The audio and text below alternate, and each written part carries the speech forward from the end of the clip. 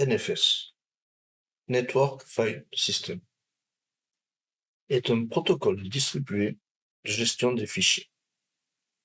Il a d'abord été développé par Sun Microsystems en 1984 et il permet à un utilisateur ou à un PC d'accéder à des fichiers se trouvant sur un autre PC à travers le réseau comme s'ils étaient montés localement.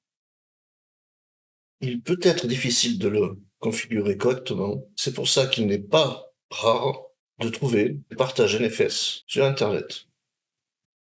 Deux des applications qui permettent d'utiliser NFS sont PortMapper et RPCBit. Les deux tournent sur le port 111. Essayons de voir en pratique comment cela fonctionnerait. Allons sur la machine Linux.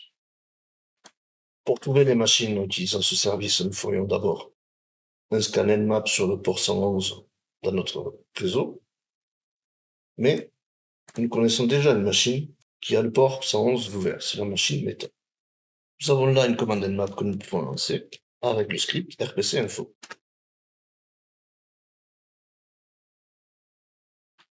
Comme nous pouvons le voir, il y a plusieurs partages.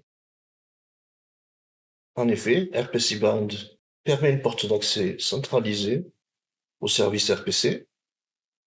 En effet, le client contactera le service RPC sur le port 111 avec un nom de programme particulier et du coup, RPC Bind saura vers quel port le rediriger pour monter son système de fichiers.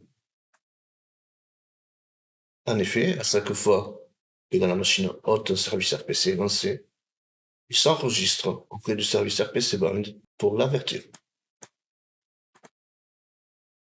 Nmap a d'autres scripts NFS, allons les regarder.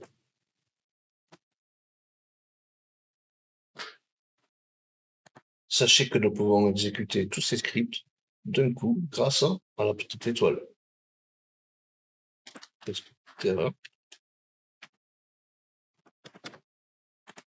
ce cas, dans la machine cible, tout le système de fichiers root racine qui est monté. Maintenant que nous savons que le système de fichiers racine de la machine est disponible, nous pouvons lancer la commande mount sur la dite machine. Pour cela, nous avons d'abord créé un dossier metashare avec la commande mkdir et allons y attacher le système de fichiers de la machine meta.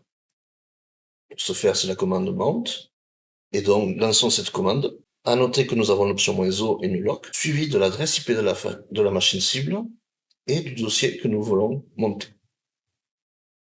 Puis l'endroit où nous voulons se monter dans notre machine locale.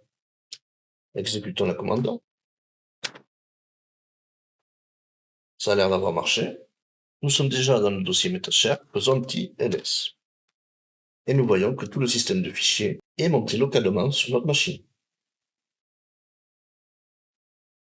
À partir du moment où nous avons monté le dossier sur notre machine, nous ne sommes plus en phase de reconnaissance, mais d'attaque.